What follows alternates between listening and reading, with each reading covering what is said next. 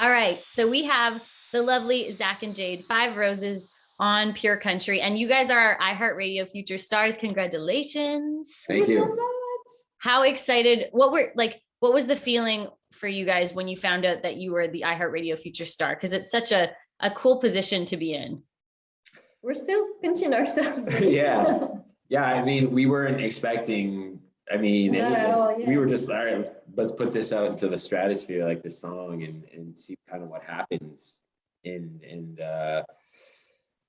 So when we found out, we were like, what? Like what? Like a lot of people are hearing the song now. Yeah, a lot of people are hearing the song right now, sort of. It's an incredible welcome. It feels just like it's unreal. It's unreal. Yeah, it's awesome. And I feel like the song's awesome. So it's called Might As Well Be Me. And let's go back to, first of all, I want to know, what's the significance of Five Roses? Because I'm always interested when a band or a duo has a band name. I'm like, there's got to be some significant meaning behind it. I also looked up what the meaning of certain numbers of roses are, just in case you didn't know. What does Five Roses mean? Because I was like, I wonder if I'm just really dumb, because I'm not a flower girl. So I never asked for flowers for my husband. So I'm like, maybe there is an obvious reason for Five Roses. So I looked it up. It says, a great way to signify your love for a special someone. If you want to show a partner or a friend how much you care for them, Five Roses is the perfect option. Ooh, good. So that's good. So there you go. That is why you guys are called Five Roses. So that's a really good explanation. Unfortunately, the less interesting explanation is, I'll take this one because I guess it's kind of stemmed from me, but there's this landmark in Montreal called the Five Roses Flower Factory, which is, again, not sexy whatsoever. It's way less romantic. Yeah, but it's like a landmark. So when you come into Montreal, you just see this massive, you obviously the skyline, and then you see this old factory that was built in the 30s with those big signs on the top of the buildings that are in neon with kind of vintagey kind of writing. And you could look it up online. It's really cool looking. I'm going to. and so I was just we were trying to find out a name. We were using our placeholder name was just our middle names. It was Savannah and Samuel.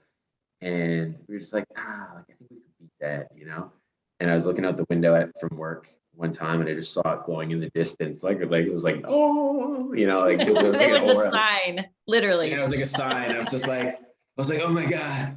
It's a sign. It's a cool name, though. I think that's still a cool story as to how you came up with Five Roses. But also now that I've told you the other meaning, you can use that when you do interviews, and I won't tell anybody. Perfect. I got you guys. And so you guys met because Jade, you're a hairstylist. So that's how you guys actually met. Was Zach, you came in for an appointment, and then you guys just somehow got onto the conversation of country music? Yeah, well, he came for a photo shoot actually in the salon because they liked because he came with a punk rock band actually. Okay, that's another conversation we'll have to have. Yeah, because they wanted to take the photo shoot there because they like the decorations. It's a kind of a vintage look.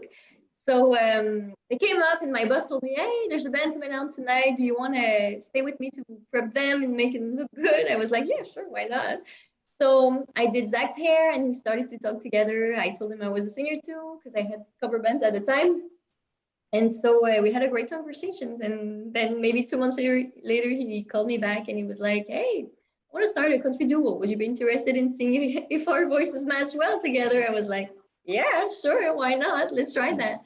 And that was the beginning of Five Roses. Ah, that's awesome. That's such a cool way of meeting. Pardon? I said she wasn't creeped out in any way by this weird invitation. No. So, did she do your hair well also? I still do it. You do? She's going to do my hair tonight. Yep. See, she does do a good job. So that also, just note, you have a personal hairdresser out on the road with you. Listen, if there's anything I get from this career in music, if I can just say I got free haircuts from it, it's a win. That's hilarious. So did you guys both grow up listening to country music and singing your whole lives, or was it something that kind of happened later? I grew up listening to country music, but not telling anybody I listen to country music. Okay. Yep. Which seems to be a common theme. Like I grew up listening to, the Beatles, like Red Blue Album, Michael Jackson, Bob Marley, Hall & Oates, the Doobie Brothers. And then my parents had Garth Brooks albums. They had, Shania Twain albums. They had, there was even some Alan Jackson. Like it was all, but I just didn't know. I kind of just listened to it all. Right. That And was then, like me. Yeah, it was just, and I guess when I was younger, I gravitated towards more, punk rock, pop punk, and like just rock and roll, and got my first guitar when I was really young and started playing in those kinds of bands. And then I just started writing a lot of my own music and bringing those songs to jams. And my bandmates were like, dude, like that's singer-songwriter, man. Like Yeah. we need some more pop music here. Like it's not very punk rocky, but it's good. That's it. But it's good. And I always had country music on my playlists. But again, like it was kind of just like it was a secret for like myself, I would listen to it in the car. Like if my friends were in the car, like I wouldn't put like Lady A on or like, or any of that stuff. No, you wouldn't put I Run to You, Lady A on as you got in the car to roll down the road with your buddies. I guess I should have, but and Just to get the gun of the car. That's it. And like, but I realized that everybody likes, like everybody, when I started to open up about it, they're like, oh, that's so cool. Like, I love country music. I listen to this, I listen to that. And so that's my story. And then I just come from a really small town called Rivière-du-Loup, about like 5 hours away from Montreal, and we have lots of country festival there. So I kind of been born and raised in country music with my dad because he's a huge fan of country music. And yeah, so I just always loved that. And Shania Twain was my first favorite. Me too. Yeah. Yeah. Have either of you love ever gotten to see her in concert or meet her or anything? No. Okay. I wish so. It will happen one day. And she's as awesome as you would hope for her to be. Cause I feel like when you have a hero or someone you look up to like that, you're always kind of scared to meet them, but she is so amazing. Who would be so Shania Twain was kind of your idol growing up. What about you, Zach? Who was that person musically? Oh my God, that's such a big question. Musically, who was my idol? It's tough. Oh my God, you threw me for a loop here. It can also be Shania, but I listen to, it's such a weird answer. Like one of my favorite bands growing up, I was a big 90s kid. So I used to love this band called Third Eye Blind. Oh, Third Eye Blind's amazing. That's a great choice. Yeah. And like the head of the singer of the band, this guy, Stephen Jenkins, he was like my idol growing up. And one of my first shows that I ever went to was the Third Eye Blind self-titled album with like Jumper and Semi-Charmed Life. And yeah. I mean, come on. That's like, if you were a kid of the 90s, Third Eye Blind was kind of like a soundtrack of your life. So that's a great choice. Soundtrack of my life, literally. Yeah, for sure. And then I'm surprised, I'm kind of bummed I didn't get to meet you guys. So you got to be at Country Music Week in 2018, which was that in Hamilton, I think? Yeah. So you guys got to do the songwriter series and get on stage. That's actually where I met my husband. So that was a good week.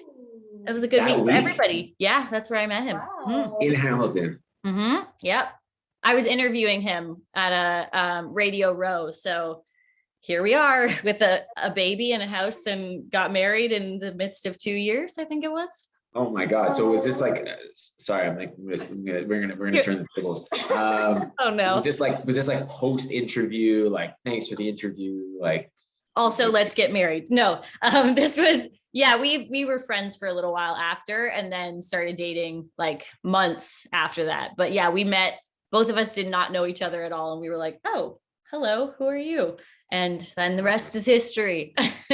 Oh my God. Wow. Never know what can happen at Country Music Week, CCMAs. But you guys got to play shows with like Brett Kissel, Megan Patrick. What was that like? Just, you come together as a duo and then just immersing yourself in Canadian Country Music Week.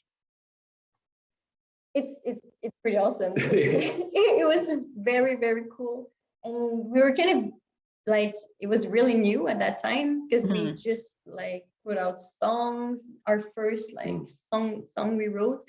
And it was just like a big dream of ours to come like start this career.